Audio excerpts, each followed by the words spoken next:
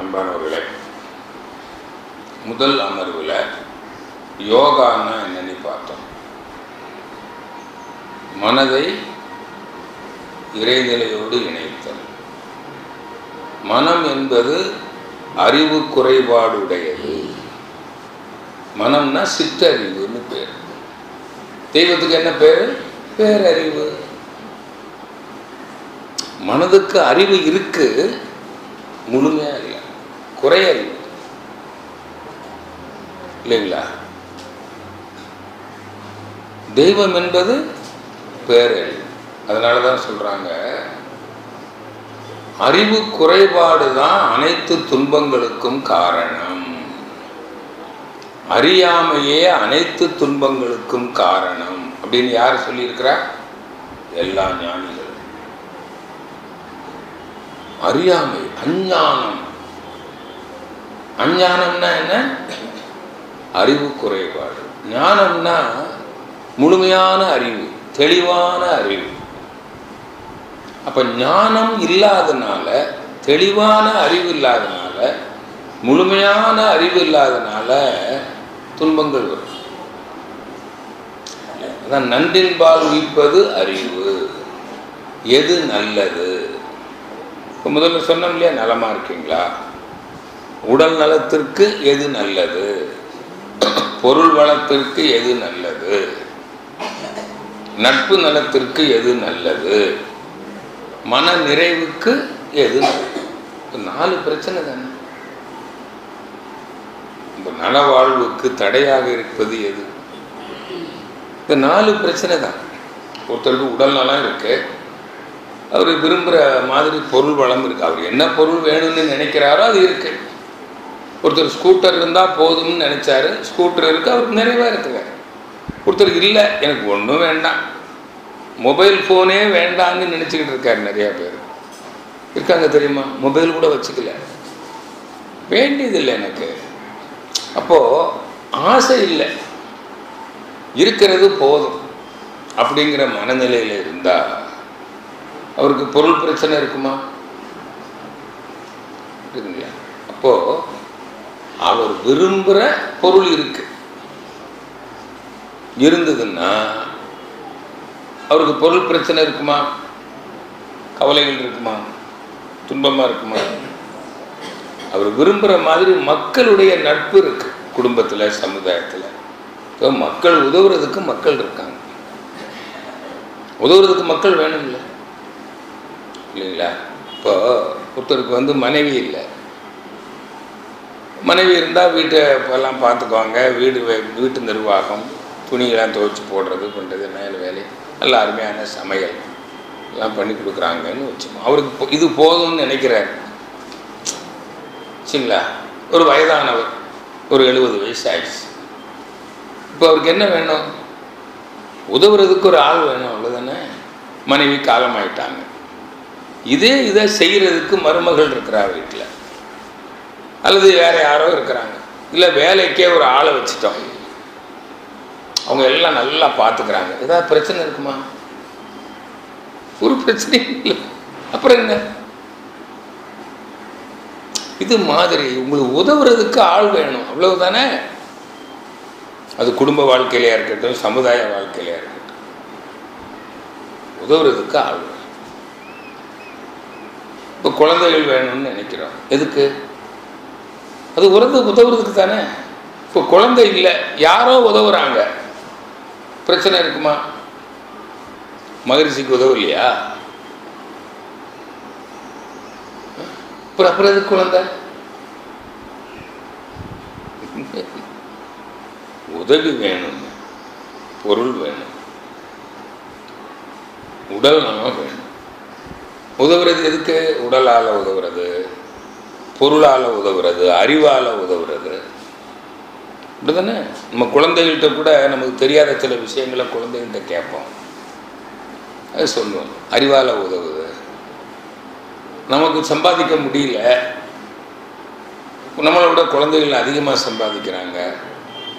எப்போ ஒரு 10,000 ரூபா வேணும், இந்த மாதம் ஒரு திடீர் செலவு வந்துடுச்சு அப்பாவுக்கு, குழந்தைகள்கிட்ட ஒரு நல்லா வசதியாக இருக்காங்கன்னு வச்சுக்கோங்க, இல்லை அவங்களால சம்பாதிச்சு கடனை அடைக்க முடியும்னா கடன் வாங்கியாவது கொடுப்பாங்கல்ல. இப்படி உதவுத்தானே ஆள் வேணும். அப்புறம் என்ன, பொருளால் உறவால் இது மாதிரி மக்கள் வேணும், பொருள் வேணும், நல்ல உடல் நலம் வேணும். இது இல்லாத போது தானே சங்கடமாக இருக்குது, இதானே துன்பமாக இருக்குது.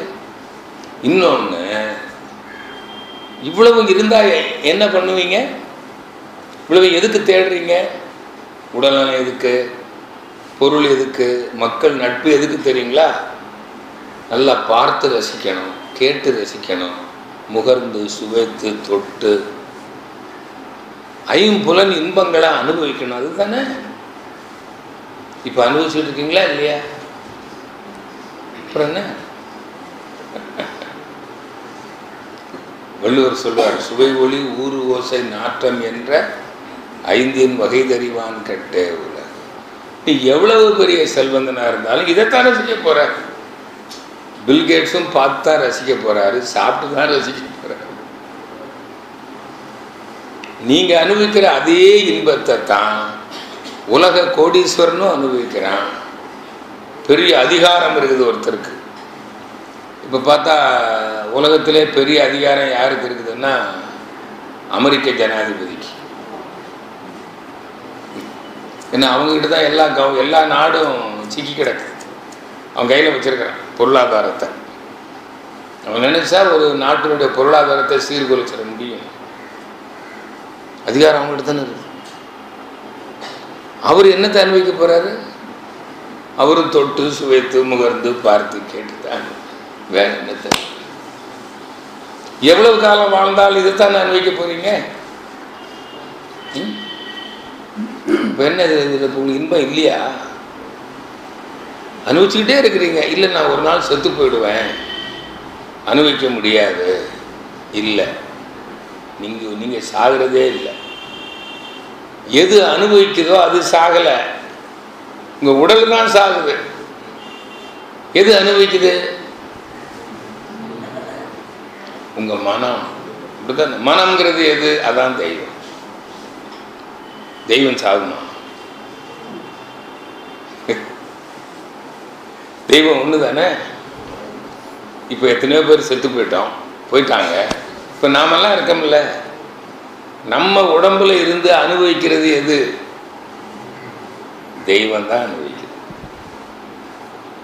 அப்போ இப்போ நம்ம உடம்பு இப்போ இருக்கிற இந்த உடம்பு அழிஞ்சு போயிடுது. அதுக்கப்புறம் அனுபவிப்போமா இல்லையா? அனுபவிப்போம். ஏன்னா அனுபவிக்கிறது யாரு? தெய்வம். அப்போ உயிர் செத்தவங்க போக மீதி இருக்கிறாங்களே, அவங்க உடல்ல அனுபவிக்கிறது யாரு? இப்போ எங்கள் தாத்தா செத்து போயிட்டாரா? எங்கள் அப்பா செத்து போயிட்டாரா? எங்கள் அப்பா செத்து போயிட்டாரு. எதை அப்பான்னு நினைச்சுக்கிட்டு இருக்கிறேன்? உடல். ஆன்மான்னு எடுத்துக்கிட்டா ஆன்மா சாகலை. யார்கிட்ட இருக்குது? எல்லாரும் உடம்புலையும் இருக்கு. யார் உடம்புல இருக்கிறது? அது எங்க அப்பா தான். இப்போ புரியுதா? இப்போ நீங்க எல்லாம் செத்து போயிருவீங்களா? உங்க உடல் தான் சாகும். உங்க உடல் செத்து போயிடும். நான் உடல் அல்ல, நான் ஆன்மா. இது எப்போ ஒத்துக்க முடியும்? அந்த தெய்வம் சுத்த வெளின்னு ஒத்துக்கிட்டா தான் இந்த அறிவு வரும். நீங்க அதே இன்னும் ஒத்துக்கலையே. பங்குனி உத்திரத்தன்னைக்கு மனவளக்கலை மன்றத்துக்கு வந்தா எல்லாம் குலதெய்வத்துக்கு போயிட்டாங்களே.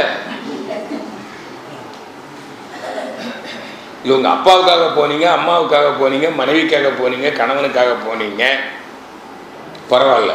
உங்களை யாரும் கேட்கறதுக்கு ஆள் இல்லை. கணவன் மனைவி 2 பேரும் அருள்நிதி, சுதந்திரமா இருக்கிறீங்க. நீங்க எதுக்கு போறீங்க? அப்ப நீங்க இன்னும் என்ன பண்ணல? ஏத்துக்கல. என்ன பயம்? குலதெய்வத்தை போய் பார்த்துட்டு வரலன்னா கேடு வந்துடும். அந்த தெய்வத்தை, குலதெய்வத்தை நான் அப்போ அறிவு. அப்போ தெய்வம் ஒன்று தானே. அது தெய்வம்னு நீங்க ஏத்திருந்தா சுத்தவெளி தெய்வம்னு நீங்க ஏத்திருப்பீங்களா? அப்புறம் எப்படி உங்களுக்கு எனக்கு மரணமே இல்லை?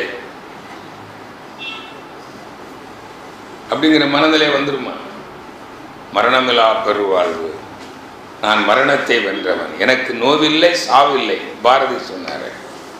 இப்படி சொல்லணும்ல, நான் சாவை வென்றவன், மரணத்தை வென்றவன், எனக்கு மரணம் இல்லை. அந்த மரண பயம் இருக்கும்ல, அப்புறம் எப்படி மன நிறைவு இருக்கும்? போதும் என்ற மனமே, அதுக்கு என்ன அர்த்தம் தெரியுமா? அனுபவிச்சது போதும், வாழ்ந்தது போதும் அப்படிங்கிற மனம் வந்துருமா? நான் உலகத்தில் பல நாடுகளுக்கு போயிருக்கிறேன். பல நாடுன்னு சொல்றதை விட சில நாடுகளுக்கு போயிருக்கிறேன். அங்கெல்லாம் தமிழர்கிட்ட பேசும்போதெல்லாம் போதும் என்ற மனமேன்னு சொல்லுவேன். எல்லாரும் பொன் செய்யும் மருந்துன்னு சொல்லிடுவாங்க. கேட்கறதுக்கு அவ்வளவு சந்தோஷமா இருக்கு. அப்படின்னா என்ன? போதுங்கிற மனம் எப்போ வரும்? வாழ்ந்தது, அனுபவிச்சது போதும் அப்படிங்கிற மனநிலை. அப்படித்தானே? இந்த உடலில் அனுபவித்தது போதும். ஏன்னா இந்த உடல் அதுக்கு மேல யூஸ் ஆகாது. நான் வேற உடம்புல அனுபவிச்சுக்கிட்டு தான் இருக்கிறேன். எல்லாரும் உடம்புலையும் இருக்கிறது யாரு? நான் தான். இப்ப நான் யார்? நான் ஆத்மான்னு தெரிஞ்சாதான், அந்த ஆத்மா தான் மனமாக இருக்கிறது எல்லார் உடம்புலையும் அப்படின்றத யார் புரிஞ்சுக்கிட்டாங்களோ அவங்களுக்கு என்ன பயம் இருக்காது? மரண பயம் இருக்காது. உலக இன்பங்கள்ல ஆசை இருக்குமா? இதுதான் ஆசையற்ற மனநிலை. ஆசையற்ற மனநிலையை அடைய முடியுமா? முடியாதா? எப்போ? தெய்வம் எதுன்னு தெரிஞ்சுக்கிட்டா. தெய்வம் எதுன்னே நாம இன்னும் தெரிஞ்சுக்காதவங்களுக்கு ஆசையற்ற மனநிலை வருமா? வரும்னா சொல்லுங்க. நான் ஊரா பேசுறேன். பற்றுக பற்றற்றான் பற்றினை அப்பற்றை பற்றுக பற்றுக. அந்த பற்றற்றவரை பற்றுங்கள். அப்போ இறை ஞானம் தான் இங்க ரொம்ப முக்கியம். புரியுதுங்களா? அதனாலதான் வேதாத்திரி மகரிஷி அவர்கள் அறிவு திருக்கோயிலை நிறுவி மனவளக்கலையை நிறுவனது எதுக்குங்க? ஒவ்வொரு மனிதனும் இறை ஞானம் பெற வேண்டும். இறை உணர்வு பெற்றுவிட்டால் அறநெறி தானாக மலர்ந்துவிடும். தனி மனிதனுக்கு அமைதி வந்துவிடும். தான் தனி மனித அமைதி. நிறைவு, போதும் என்ற மனம், நிறைவு. வயிறு நிறைஞ்சிச்சுன்னா போதும்னு சொல்றீங்கல்ல. இப்போ போதும் என்ற மனம்னா என்ன? மன நிறைவு, சாட்டிஸ்ஃபேக்ஷன் அண்ட் பீஸ். குடம் நிறைஞ்சாதானே அமைதியா இருக்கும். இப்போ மனசுக்கு நிறைவு வராம எப்படி மன அமைதி வரும்? அப்ப என்ன செய்யணும்? மனதை அறிய வேண்டும். அதான் மகரிஷி சொன்னாங்க. மனதை அறிந்தால் அது என்ன அறிவு? தெய்வமேதான் மனமாக இருக்கிறது என்பதை புரிந்து கொள்ளலாம். சொன்னாங்க, மனதை அடக்க நினைத்தால் வெறியும். அப்படின்னா என்ன? அது ஆசைப்படுறதெல்லாம் கொடுத்து பாருங்க, இன்னும் திரும்ப திரும்ப கேட்கும். எவ்வளவு அனுபவிச்சாலும் மனம் என்ன சொல்லும்? இன்னும் வேண்டும், இன்னும் வேண்டும், இன்னும் கொடு, இன்னும் கொடு. பொருள் புகழ் சொல்வாக்கு புலனின்பம் நான்கிலும் போதும் என்ற மனநிலை வராது. அப்ப இறை உணர்வு பெற்றாதான் மன நிறைவு வரும். இப்ப புரியுதா?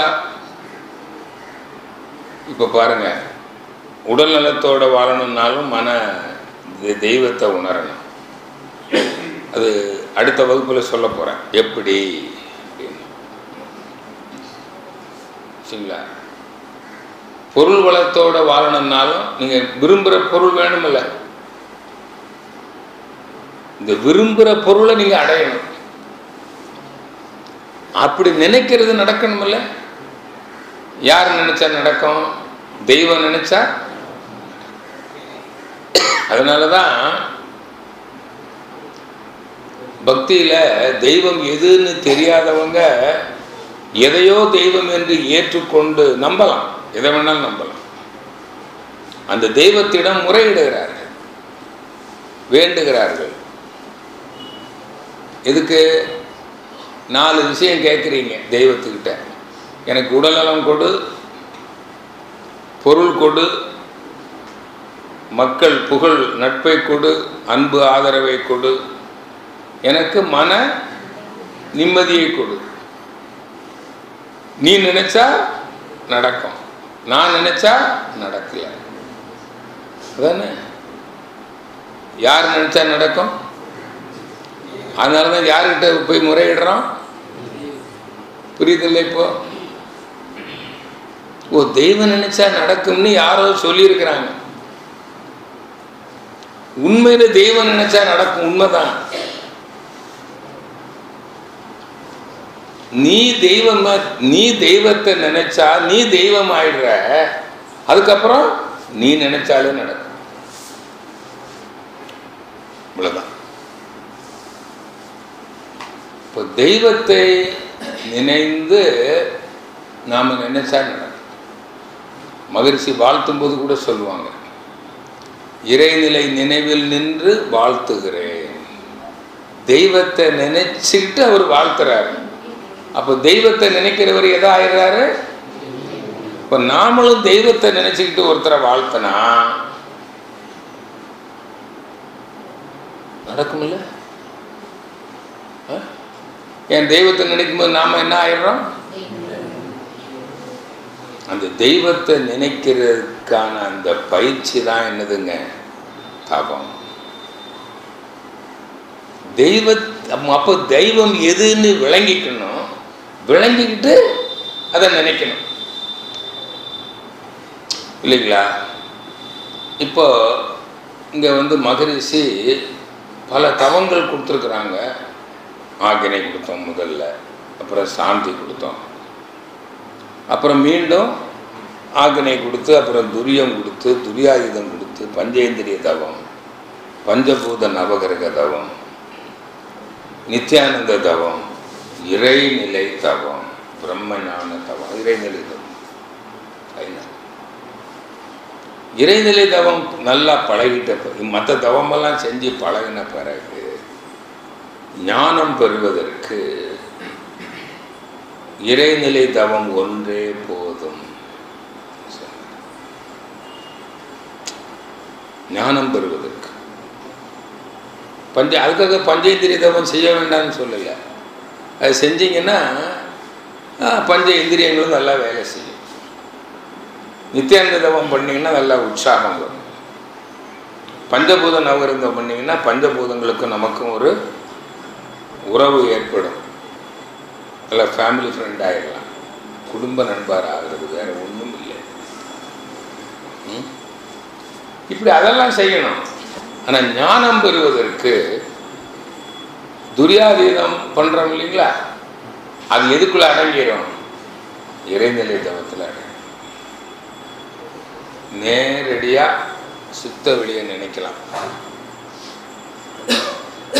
ஆனால் அதுக்கு முதல்ல ஆக்கினை, துரியம், துரியாயுதம்லாம் செஞ்சு பழகி அந்த மனதை அப்படி நினைச்ச உடனே அந்த 1, 2, 3 ஃப்ரீக்குவன்சிக்கு கொண்டு வர்ற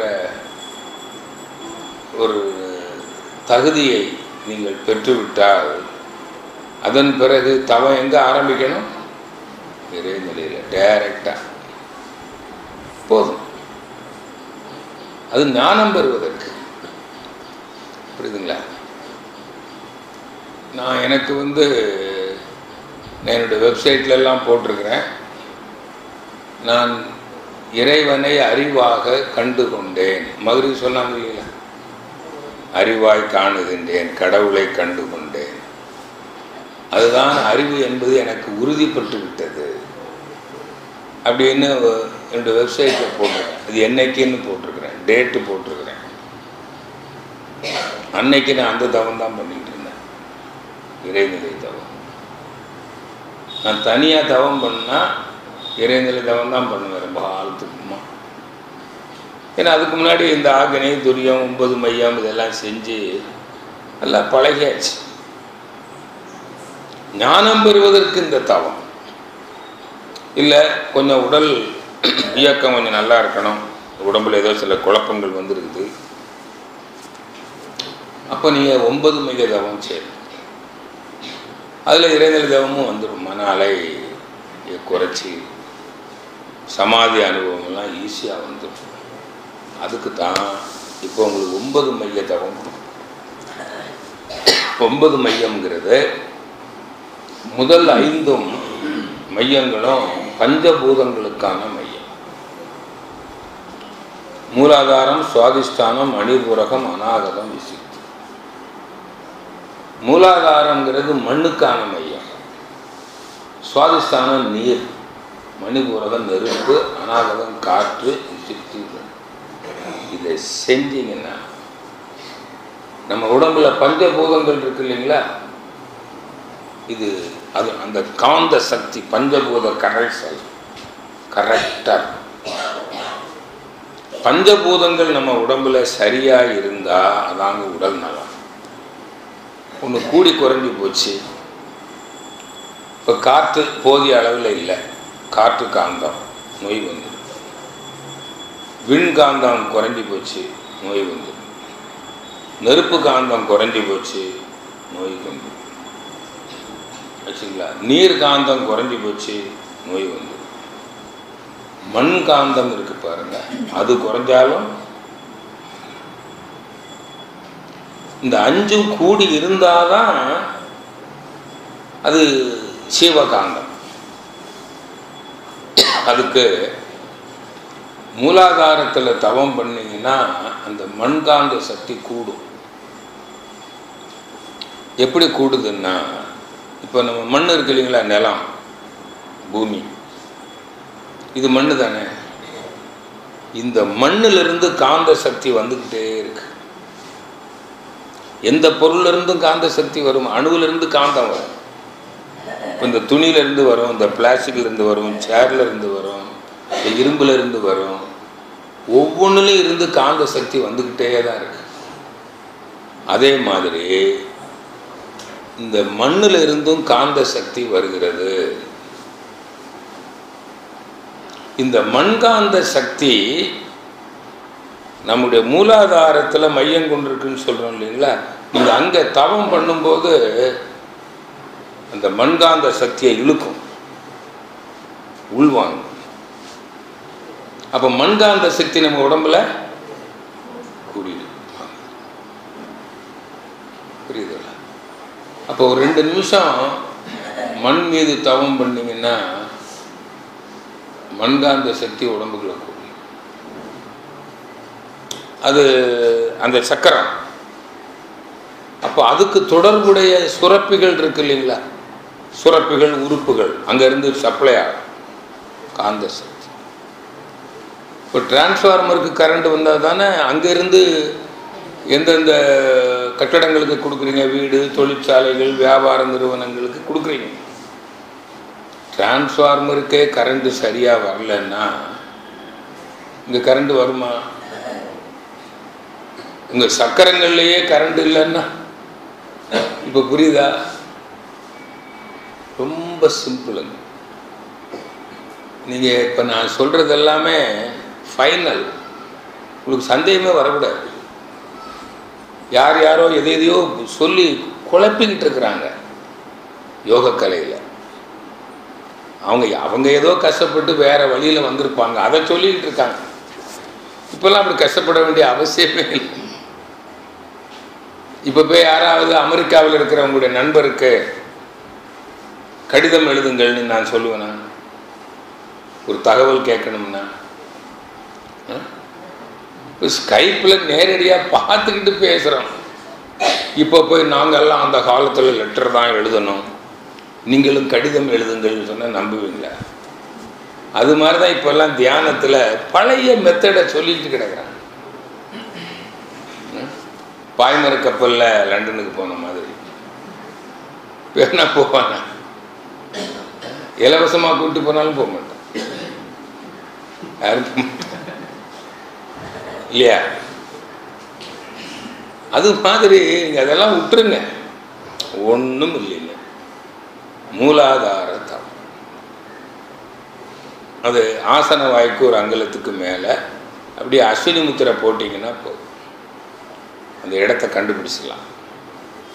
எருவாய்க்கும் கருவாய்க்கும் மையப்பகுதியில் அங்கே கூட கொஞ்சம் மூச்சை கவனிக்கலாம். அங்கே காந்த சக்தி குவிந்திருக்குங்கிற கருத்து வந்தால் போதும். கருத்து வரணும், நம்பணும். அந்த கருத்து வந்தால் இங்கே குவிஞ்சிருக்குது குவிஞ்சிருக்குது குவிஞ்சிருக்குது மனம் குவிஞ்சா இங்கே உயிர் காந்தம் குவிஞ்சிரும். ஏன்? காந்தம் தான் மனம். மனம் எங்கே குவிகிறதோ அங்கே உயிர் குவியும். உயிர்னா என்னது? ஜீவகாந்தம். ஜீவகாந்தம் தானே மனம். இப்போ மனம் குவிஞ்சா ஜீவகாந்தம் குவியுமா குவியாதா? அப்புறம் என்ன தவம் பண்ணுறது கஷ்டம்? எனக்கு வரமாட்டேங்குது, கிடைக்க மாட்டேங்குது. என்ன கிடைக்க மாட்டேங்குது? தேடி பிடிக்கிறீங்களா? மீன் பிடிக்க போகிறீங்களா? மீன் கிடைக்க மாட்டேங்குது. சில எனக்கு தவமே கிடைக்க மாட்டேங்குது, மூலாதாரம் கிடைக்க மாட்டேங்குது, சுவாதிஷ்டானம் கிடைக்க மாட்டேங்குது. ஒரு நாள் கிடைச்சதா, இப்போ கிடைக்கல. அது என்னது பிடிக்க போறீங்க? இங்க சொல்ற வார்த்தைகளே தப்பு. எனக்கு ஆகினை கிடைக்கல, துரியம் கிடைக்கல, சாந்தி கிடைக்கல. என்ன கிடைக்கணும்? இந்த கிடைக்கலன்னு சொல்றதே ராங் கான்செப்ட். யாரோ தப்பா சொல்லி வச்சுட்டாங்க. ஒன்றும் கிடையாது. உங்க மனம் அங்கே குவியல, அவ்வளவு. Energy follows thought. ஏன்னா உயிர் தான் மனம்னு நீங்க ஒத்துக்கிட்டா தானே. அதுதானே சொல்றோம், உயிர் தான் மனம், உயிர் தான் மனம், உயிர் தான் மனம், ஜீவகாந்தமே மனம், ஜீவகாந்தமே மனம். அதையே ஒத்துக்கலன்னா உங்களுக்கு தவம் எப்படி வரும்?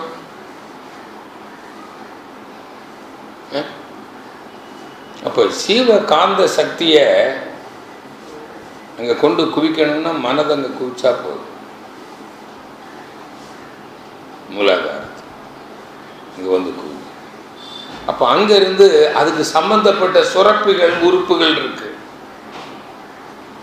மூலாதாரத்துக்கு சம்பந்தப்பட்ட சுரப்பிகள் இப்போ இருக்கு. ரீப்ரொடக்டிவ் சிஸ்டம், பால் சுரப்பிகள் எல்லாம் இருக்கு. இன்னும் உறுப்புகள் இருக்கு, மலக்குடல், இந்த மாதிரி பெருங்குடல், இந்த மாதிரிலாம் இருக்குன்னு வச்சுங்களேன். பிளாடர், யூரினரி பிளாடர், இந்த உறுப்புகளுக்கு அங்கே கரெக்டாக அந்த காந்த சக்தி தேவையான அளவு சப்ளை ஆகும். சுரப்பிகளுக்கு போச்சுன்னா சுரப்பிகள் அது சுரக்க வேண்டிய சுரப்புகள் இருக்கு பாருங்க, செக்ரீஷன்ஸ், ஹார்மோன்ஸ், என்சைம்ஸ்ன்னு சொல்றீங்களே, நீங்க ஒன்றும் கேள்வியே கேட்க வேண்டாம், அது வாட்டில் சுரக்கும். அதே மாதிரி எல்லா சுரப்பிகளும், சுவாதிஷ்டானம், மணிபூரகம், அநாகதம், விசிக்தி, எல்லா சுரப்பையும் பெர்ஃபெக்டாக சுரக்கும். நீங்கள் வேணா இப்போ நான் ஏற்கனவே ஒரு தடவை டெஸ்ட் பண்ணியிருக்கிறேன். ஒரு டாக்டருக்கும் எனக்கும் பந்தயமே வந்துருச்சு. உங்களுக்கு பெர்ஃபெக்டாக இருக்குங்களா? ஆமாங்க. நீங்கள் ஹார்மோன்ஸ் டெஸ்ட் பண்ணிட்டு வாங்க, நீங்கள் உங்கள் பணத்தில் டெஸ்ட் பண்ணிட்டு வாங்க, சரியாக இருந்ததுன்னா நான் உங்களுக்கு அந்த பணத்தை கொடுத்துட்றேன்னாரு. ஒரு டாக்டர் தோற்று போயிட்டார் என்கிட்ட. டெஸ்ட் பண்ணிட்டு போய் காமிச்சேன். பாருங்கள் சார், மினிமம் 30 யூனிட்னு இருக்கும், மேக்சிமம் 50ன்னு இருக்கும். எனக்கு பார்த்தீங்கன்னா அரௌண்டு 40 இருக்கும். 31, 49ன்னு இருக்காது, புரியுங்களா? அப்படி இருக்காது, அந்த அரௌண்டு 40 இருக்கும். எல்லா ஹார்மோன்ஸும் என்சைம். அப்போவே சொன்னேன் நான், டாக்டர் நீங்கள் தான் தோற்று போவீங்க. ஏன்னா நாங்கள்லாம் 9 மைய தவம், இந்த கிளான்ஸுலாம் எங்கள் சக்கராஸ் தியானம் பண்ணுறோம், எங்களுக்கு ஹார்மோன் என்சைம்ஸ் ப்ராப்ளமே இருக்காது அப்படின்னு சொன்னேன். ரிப்போர்ட் கூட வச்சுருக்கேன் நான் பல வருஷத்துக்கு முன்னாடி. இப்போ வேணாலும் பண்ணுவோம், கரெக்டாக இருக்கும், எந்த ப்ராப்ளமும் இருக்காது. எல்லா உறுப்பும் அது வேலையை அது பாட்டில் வேலை செய்யும். இப்போ எனக்கு எல்லா உறுப்பையும் நான் டெஸ்ட் பண்ணி பார்த்துட்டேன், எல்லா உறுப்பும் ஒழுங்காக இருக்கு. அது செக் பண்ணது டாக்டர் சொக்கலிங்கம், எல்லாருக்கும் தெரியும், கார்டியாலஜிஸ்ட். 3 மாதம் என்னை டெஸ்ட் பண்ணார். ஆச்சரியப்பட்டு போயிட்டார். அப்போ எனக்கு ஒரு 10 வருஷத்துக்கு முன்னாடி. அப்போ சொன்னார், என்னங்க you are so young, your organs R ரொம்ப இளமையாக இருக்குது. ஒரு 10 வருஷத்துக்கு முன்னாடி ஒரு 50 வயசில் எப்படி இருக்குமோ அது இருக்குது உங்களுக்கு இப்போ 60 இல்லைன்னாரு. இப்போ சொன்னால் சொல்லுவார் 60 கூட இல்லைம்பாரு. இப்போ எனக்கு வயசு 70 முடிய போகுது. அப்படி இருக்குங்களா? உள் உறுப்புகள்லாம் பெர்ஃபெக்டாக இருக்கும். ஏன்? இந்த சக்கராசிலிருந்து எல்லாம் அந்த எனர்ஜி கரெக்டாக போகும். ஜீரணம் ஒழுங்காக நடக்கும், கழிவுகள் சத்துக்களை பிரித்து எடுக்கும், கழிவுகளை வெளியேற்றும், எல்லா உறுப்பும் அது பாட்டில் ஒழுங்காக வேலை செய்யும். அப்போ இதுக்கு எது காரணங்க? சக்கராஸ் டிரான்ஸ்ஃபார்மர். அப்போ அந்த மூலாதாரம், சுவாதிஷ்டானம். மூலாதாரங்கிறது ஆசன வாய்க்கு ஒரு அங்கலத்துக்கு மேலே சொன்னோம். சுவாதிஷ்டானம் தொப்புள்ளிருந்து 4 விரல் கீழே. சரி, மூலாதாரத்துக்கு அஸ்வினி முத்திரை போட்டுக்கலாம், கண்டுபிடிச்சிடலாம். சுவாதிஷ்டானத்தை எப்படி கண்டுபிடிப்பீங்க?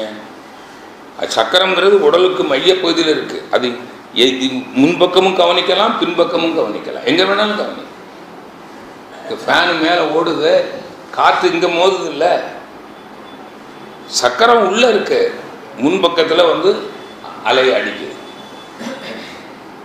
பிட்யூட்டரி கிளாண்டு சக்கரம், ஆக்னா சக்கரம் உள்ளே இருக்கு. ஆனால் அலை அடிக்கிறது எங்கே? புருவ மத்தியில் இந்த இடத்துல. அது மாதிரி தான் சக்கரம் உள்ளே இருக்கு. உடலுக்கு மையப்பகுதியில் நேர உச்சந்தலையிலிருந்து நேர கீழே இறங்குது மூலாதாரத்துக்கு. அந்த சுழிமுனை நாடி கம்பம் போல நேர உள்ளே இறங்குது. அது இன்னும் சொல்ல போனால் உச்சிக்கு மேலே போய் அது சுத்தவெளி, அதாவது இந்த அது பிரபஞ்சம் முழுதும் அப்படி கலந்துருக்கு. அங்கே ஒரு பெரிய அருவி மாதிரி கொட்டுது உச்சந்தலை வழியா. நம்ம குழந்தையா இருந்தப்போ பள்ளமாக இருக்குது பாருங்க, இப்பவுமே இருக்கு, அது வழியாக போய் வந்துட்டு தான் இருக்கு. அதனால தான் உச்சந்தலையில் எண்ணெய் வைக்கிறீங்க, எலுமிச்சம்பழம் தேய்க்கிறீங்க, உடனே உடம்புல உள் வாங்கிடும். ஏன்? இது உள்வாங்கிற இடம், உள்ளேயும் வாங்கும், வெளியிலையும் போகும்.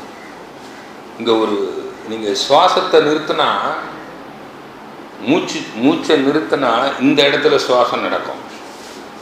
யோகிகள் ப்ரூவ் பண்ணியிருக்காங்க. அமெரிக்காவிலே ஒருத்தர் ப்ரூவ் பண்ணி காமிச்சார். ஒரு கண்ணாடி ரூமுக்குள்ளே உட்கார வச்சு காற்றை வெளியே எடுத்துட்டாங்க, ஒரு சாகலை. இந்த வழியாக சுவாசம் நடந்தது. அது எப்படி இங்கே அசைஞ்சது, சுவாசம் வர்றதில்ல, மூச்சு அப்படியே ஓடுது. உயிர் சக்தி உள்ளே வருது, காற்று மூலமாக வர வேண்டிய காந்த சக்தி உள்ளே வருது. ஒரு காயினை தலையில் வச்சு விட்டாங்க, அந்த காயின் மேலே எங்கேயும் அப்படியே அசைஞ்சு. பக்கத்தில் ஒரு கண்ணாடி ரூமில் ஒரு நாயை படுக்க வச்சு காற்றை வெளியே எடுத்துட்டாங்க, நாய் செத்து போச்சு கொஞ்ச நேரத்தில்.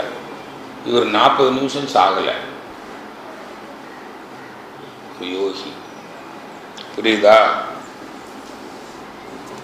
அந்த அளவுக்கு இங்கே ஒரு பெரிய விஷயம் இருக்குது உச்சந்தலையில். அப்போ அது மாதிரி சக்கராசுக்கு தான் சகஸ்ராகாரம் உச்சந்தலையில் உள்ள வருது, பிரம்மரந்திரம்னு பேர். அது மாதிரி சுவாதிஷ்டான மையம் தொப்புளுக்கு கீழே 4 விரல். இது எப்படி கண்டுபிடிக்கிறது? தொப்புளில் ஆள்காட்டி விரலை வச்சுக்கணும். இந்த இடது கை இந்த பகுதி இருக்குது பாருங்கள், 4 விரல் தொடங்குற இடம், இந்த இடம் கரெக்டாக இருக்கும். இப்படி வச்சு இப்படி கையை வச்சு இந்த இடத்துல கை வச்சிங்கன்னா இதுதான் சுவாதிஷ்டானம். நீங்கள் வேறு யார்கிட்டையும் போய் கேட்க வேண்டிய அவசியமே இல்லை. இதுதான் இதுதான் இதுதான். அங்கே மனம் வச்சு தவம் பண்ணுங்க. அப்போ என்ன செய்யணும்? கை வச்சிருக்கிற இடத்துல மனசை கொண்டு வரும். அக்கு ப்ரெஷர் பண்ணுறீங்கல்ல, மனசு கொண்டு வர்றீங்கல்ல, அதே போல் சும்மா அது மனம் அங்கே கை, இப்போ இந்த கையில் தொடுறேன், கை இங்கே வச்சா மனம் எங்கே வரும்? இங்கே வரும், அவ்வளவுதான். மனசை அங்கே கொண்டு வர்றது தொட்டுக்கிட்டீங்க, அப்புறம் கையை எடுத்துடுறீங்க, அதே இடத்துல கவனிங்க. எப்படி கவனிக்கணும்? அந்த நீர்காந்த சக்தி உள்ளே வருது. எப்படி? அதுக்கு அந்த மூச்சை கவனிக்கணும். இதுலேயே சுவாசம் நடக்கும். இப்போ இப்போ சுவாசம் நடக்கிற மாதிரி நடக்கும். சொன்னல உச்சந்தலையில் சுவாசம் நடந்தால் பிரபஞ்ச காந்த சக்தி உள்ளே வருது. இப்போ இங்கே சுவாசத்தை கவனிச்சிங்கன்னா நீர் காந்த சக்தி உள்ளே வந்துடும். இந்த நீர் இருக்குல்ல, கடலில் பூமியில் நிறைய தண்ணி நீர் இருக்குல்ல, அங்கேருந்து காந்த சக்தியை உள்வாங்குது. அதே போல் மணிபூரகம், அது தொப்புள், பிரச்சனையே இல்லை, தொப்புளில் விரல வச்சுக்கலாம். அப்புறம் காற்றுக்கு என்ன செய்யணும்? அநாகதம். தொண்டைக்குழிக்கும் நெஞ்சுக்குழிக்கும் மையப்பகுதி. இப்போ தொண்டைக்குழியில் இப்படி விரலை வச்சு கையை வச்சு விரலை வச்சுக்கோங்க, ஆள்காட்டி விரலை. இதே அளவு எடுக்கணும், இப்படி எடுக்கணும். எடுத்து கையங்க வைக்கணும், வச்சு கை எடுத்துடணும். இந்த இடத்துல இருந்து இங்கே கை வச்சு பாருங்கள், கரெக்டாக நெஞ்சுக்குழி வந்துடும். இந்த இடம் தான் அளவு அவரவர் கைக்கு. இதுதான் அநாகதம். கேள்வி அங்கே இருக்குதா, யாரோ ஒருத்தர் இங்கே இருக்குது அங்கே இருக்குது, யார் சொன்னாலும் நம்பாதீங்க. இங்கே தாயா இருக்குது, ஒரே வார்த்தையில் பிடிச்சிடணும். இல்லைன்னா எங்கே இருக்குன்னு தேடி கண்டுபிடிக்கிறதுக்குள்ளாவே உங்கள் ஆய்வில் முடிஞ்சு போகும். அப்புறம் எங்கே தவம் பண்ணுறது? நிறைய பேர் இப்போ அப்படி தான் தேடிக்கிட்டு இருக்காங்க. தவம் செய்வது எப்படி? ஆய்வுலே முடிஞ்சு போச்சு. புரியுது? அதெல்லாம் ஒன்றும் கிடையாது. இவ்வளோதாங்க. இப்படி வச்சுக்க வேண்டியது, இந்த விரல வைக்க வேண்டியது, இந்த வைக்க, இதான் அநாகதம். இந்த இடத்துல தவம் பண்ணுங்க. கொஞ்சம் மூச்சை கவனிங்க. எப்போவுமே மூச்சை கவனிக்கலாம். மூலாதாரத்தில் மூச்சை கவனிக்கலாம், சுவாதிஷ்டானத்தில் மூச்சை கவனிக்கலாம். ஏன்னா அந்த உணர்வு நமக்கு தெரியறது இல்லை, பார்த்தீங்களா? ஆக்னையிலேயே உணர்வு வர்ற வரையில் மூச்சை கவனிக்கும். அப்போ தான் மனம் நிற்கும். இங்கே உணர்வு ஆக்னை மாதிரி தெரியாது. அப்போ என்ன பண்ணணும்? மூச்சை கவனிக்கும். அப்புறம் தானாக அழுத்தம் கூடின பிறகு உணர்வு வரும். இப்போ அநாகதமாச்சு. அப்புறம் விசிக்திக்கு இந்த தொண்டை குழி அல்ல, இந்த தொண்டை முடிச்சில் கை வச்சுக்கலாம். அப்புறம் கையை எடுத்துடலாம். இதில் இன்னொரு டெக்னிக் இருக்குது. கொஞ்சம் உமிழ் நீரை விழுங்கி பாருங்கள், எச்சிலை விழுங்கி பாருங்கள். இந்த இடத்துல ஒரு அழுத்தம் கொடுக்கும், அஸ்வினி முத்திரை போடுற மாதிரி. மூலாதாரத்துக்கு அஸ்வினி முத்திரை, விசிக்திக்கு எச்சிலை விழுங்குறது. அந்த இடம் தெரியும், ஒரு அழுத்தம் கொடுக்கும் அந்த இடத்துல. அல்லது விரல வச்சுக்கலாம், அந்த இடத்துலே தவம் பண்ணணும். அப்புறம் ஆக்னை தெரியும் உங்களுக்கு. துரியம், ஆக்னையில் அதிர்வு, துரியத்தில் உரசல். புரியுதா? இது அதிர்வு, இது உரசல். துரியாதீதத்தில் பேரியக்க மண்டலத்துக்கு 4 நிலை இருக்கு. ஒன்று உச்சிக்கு மேலே ஒரு முளை உயரத்திற்கு எதை கவனிக்கணும்? விண்துகள்கள். இங்கெல்லாம் விண்துகள் இருக்கு. விண்ணு தான் இயக்கம். ஒன்று சுத்தவெளி, இன்னொன்று விண். ஒன்று நிலை, இன்னொன்று அலை. இதை தவிர வேற உலகத்தில் ஒன்றுமே கிடையாது. நிலையும் அலையும். அலைங்கிறது என்ன? விண். அதான் இது சிவம், இது சக்தி. அது இருப்பு, இது இயக்கம். அது இருப்பு மண்டலம், இது இயக்க மண்டலம். அவ்வளோ. அந்த இயக்க மண்டலத்தை ஒரு முளை உயரத்துக்கு கவனிக்கிறீங்க. அப்புறம் சந்திரன் வரையில் கவனிக்கிறீங்க. அப்போ சந்திரனும் என்னது? இருப்பா இயக்கமா? இயக்கம். அதுவும் அணு கூட்டம்தான். அப்புறம் சூரியன் வரையில், சூரியன் இருப்பா இயக்கமா? இயக்கம். அப்போ சூரியனையும் பின்னாதான் நினைக்கிறீங்க. அதுக்கு அப்புறமா தான் எங்கே போகிறீங்க? நட்சத்திரங்கள். கோடான கோடி நட்சத்திரங்கள் எல்லாம், அதாவது நட்சத்திரங்கள், கோள்கள், இதெல்லாம் எதால் ஆனது? விண்துகள்கள். அது என்ன மண்டலம்? இயக்க மண்டலம். ஒரு பெரிய இயக்க மண்டலமாக விண்ணாலான ஒரு கோளம். அந்த விண்ணு எப்படி இருக்கும்? மிக சிறிய துகள், அதை விட சிறிய துகள் இல்லை அப்படின்னு பாவனை பண்ணணும். அதுக்கு தான் திருமூலர் சொன்னார், ஒரு பசுவினுடைய ரோமத்தை எடுத்து அதன் பருமன் அளவுக்கு நீளம் வச்சு வெட்டி அதை 100 கூறு போட்டு அதில் ஒரு துண்டை எடுத்து 1000 கூறு போடுங்கள். அப்போ ஒரு துகள் வரும் இல்லை? நீங்களே ஏதோ உங்கள் இஷ்டத்துக்கு கற்பனை பண்ணிக்கங்க. அது ஒரிஜினலாக எப்படி இருக்குங்கிறது துரியாதீத தவத்தில் சுத்தவெளி தவம் போகிறீங்க பாருங்கள், அப்போ தெரியும். அது அன்னைக்கு தானாக தெரியும் உங்களுக்கு. அது வரைக்கும் வெறும் கற்பனை தான். அசம்ஷன், அப்புறம் தான் ட்ரூ அக காட்சியாக வரும். அப்போது அந்த விண் துகள்களை ஆன ஒரு கோலம், இப்போ சொல்லுவேன், விண்ணால் ஆன கோலம் விண்கோளம், மண்ணால் ஆன கோலம் மண். இப்போ மண்ணால் ஆன உருண்டை, விண்ணால் ஆன உருண்டை, எள்ளால் ஆன உருண்டை அப்படின்னா என்னங்க? எள்ளு உருண்டை. இப்போ விண்ணால் ஆன உருண்டை விண் உருண்டை, இதுதான் இயக்கம். அப்படியே நினைங்க. அது எது வரையில்?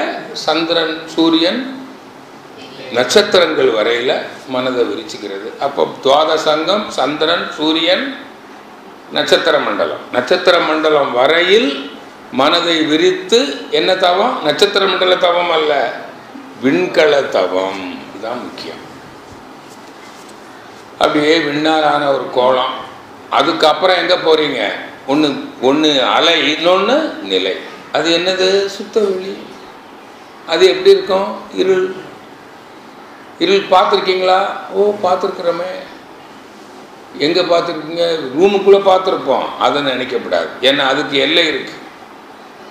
சுவரெல்லாம் ஞாபகத்துக்கு வந்துடும். நட்சத்திர மண்டலத்துக்கு அப்பால் போனால் நோ எண்டு, மனம் விரிஞ்சுக்கிட்டே போகும். இப்போ மனம் விரிய விரிய விரிய மன அலை குறைந்து விடும். சரிங்களா? துரியத்திலையும் இன்னதான் கவனிக்கிறீங்க. அதே இது துவாதசங்கம் போகிறப்போ மனம் விரியுது. சந்திரனுக்கு போனால் இன்னும் மனம் விரியுது, சூரியனுக்கு போனால் இன்னும் விரியுது, நட்சத்திரத்துக்கு போனால் இன்னும் விரியுது. அப்போ மனதை விரித்து விரித்து விரித்து மனம் விரிய விரிய விரிய மன அலை என்ன ஆகும்? குறையும். ஒரு குழாயில் தண்ணி போகுது, சின்ன குழாயில் போகிறப்போ தண்ணி வேகம் அதிகமாக இருக்கும். குழாய் பெருசாக ஆகிட்டே போனால் வேகம் குறையும். குழாயினுடைய அகலம், இந்த விட்டம் அது பெருசானா நீரின் வேகம் குறைந்து விடும். இவ்வளவுதான். இப்போ மனதை விரிங்க, மன அலை தானாக குறைந்து. அப்போ இங்கே ஆல்ஃபாவில் ஆரம்பிக்கிறீங்க, தானாக தீட்டா வந்துடும். சுத்த வெளிக்கு போகிறீங்க, இன்னும் குறைஞ்சி எங்கே போயிடும்? டெல்டா. முடிஞ்சு ஆல்ஃபா தீட்டா. எது வரையில் தீட்டா ஆரம்பிக்குதுங்க? துரியத்திலிருந்து பேரியக்க மண்டலம் வரையில் தவம் பண்ணுறீங்களே, இதெல்லாம் தீட்டாவுக்கு போயிடும். அங்கேருந்து சுத்த வெளிக்கு போனீங்கன்னா டெல்டா. முடிஞ்சு போச்சு. 1 2 3 ஃப்ரீக்குவன்சி. அதுதான் இறைநிலை. அதுலேயே நிற்க நிற்க நிற்க நிற்க ஒரு நாள் என்ன ஆகிடும்? சமாதி அனுபவம். ரெண்டும் ஒன்றாயிடும். அப்போ தான் உங்களுக்கு ஒரு காட்சி தெரியும். அந்த விண் துகள்களை பார்க்கலாம். இப்போ சொல்கிறோமில்லவா, இந்த பசு ரோமத்தை எடுத்து 100,000 கூறு போட்டோமே, அந்த துகளை அந்த தவத்தில் நாம் பார்க்கலாம். அறிவு கண்ணுக்கு தெரியும். அது எதுக்குள்ளே இருக்குன்னு தெரியும்? சுத்த வெளி இருளுக்குள்ளே இருக்கிறது தெரியும். ஏன்னா நாம் இருளுக்குள்ளே இருக்கிறோம். நம்ம மனம் என்னமா மாறிடுச்சு. அப்போ இருளுக்குள்ளே போனால் தான் ஒளி தெரியும். இப்போ இங்கே இந்த ரூமில் உட்கார்ந்தா வெளியில் இருக்கிற பொருளை நல்லா பார்க்க முடியுது. அப்போ வெளியில் இருக்கிற வெளிச்சத்துக்கு விட குறைவான வெளிச்சம் இருக்கிற இடத்துல இருந்தால் தான் வெளிச்சத்தில் இருக்கிற பொருளை பார்க்க முடியும். நம்ம இருளுக்கு போயிட்டா விண்ணில் ஒரு மெல்லிய ஒளி இருக்குது. நான் விண் சுழலுது இல்லையா? அப்போ சுழலும் போது உரசல் வரும் அல்லவா? உரசும் போது சூடு வரும் இல்லை? அங்கே ஒரு மெல்லிய மிக குறைந்த ஒரு ஒளி இருக்கு. அது ஒளியாக எப்போ தெரியும்னா நம்முடைய மனம் இருளாக மாறினாதான் வரும். அதான் அண்டர்ஸ்டாண்ட், ஸ்டாண்ட் அண்டர். நீங்கள் அமைதியாக இருக்கும்போது தான் ஒரு சின்ன பின்னு விழுந்தா கூட சத்தம் கேட்கும். ஏன்னா அதை விட நீங்கள் அமைதியாக இருக்கிறீங்க. புரியுதா? இப்போ அப்போ அந்த மெல்லிய ஒரு ஒளி இருக்கு பாருங்க, குறைந்த ஒளி. அதை உணரணும்னா அப்போ நம்ம எங்கே போயிட்டோம்? இருளுக்குள்ளே போயிட்டோம். It's a proof. இதாங்க தவம். எல்லாம் புரிஞ்சுட்டிங்களா? இப்போ இந்த தவத்தை செய்ய போகிறோம். அதுக்கப்புறம் நம்ம இறங்கி வர்றோம். மீண்டும் பேரியக்க மண்டலம், சூரியன், சந்திரன், துவாதசங்கம், துரியம் உடல் முழுதும் பரவ விட்டு ஒரு நிமிஷம் நேரம் கவனிச்சுட்டு தவத்தை நிறைவு செய்ய போகிறோம். இப்போ எப்படி தவம் செய்யணுன்றதை கொஞ்சம் விளக்கி இருக்கிறேன். இப்போ ப்ராக்டிக்கல். இப்போ குறைஞ்ச நேரம் தான் செய்ய போகிறோம். எதுமா? ஆமாம், அது பாருங்கள். இப்போ 4 விரல்னா இந்த விரல் தொடங்க இந்த இடமா, இந்த இடம், இது 4 விரல் தான், இதுவும் 4 விரல் தான். இது குறைவாக இருக்கும், இதுதான் கரெக்ட். இந்த இடத்துல புரியுதா? இந்த இடம் இந்த அளவு வச்சு எடுத்துக்கிட்டிங்கன்னா கரெக்டாக இருக்கும் பாயிண்ட்ஸ். அக்கு ப்ரெஷர் பாயிண்ட் கவனிக்கிறோம் இல்லைங்களா, அதே போல் இவ்வளவுதான். இதெல்லாம் புரிஞ்சிச்சா? தவம் செய்யலாமா? ரைட். வாழ்க வளம்.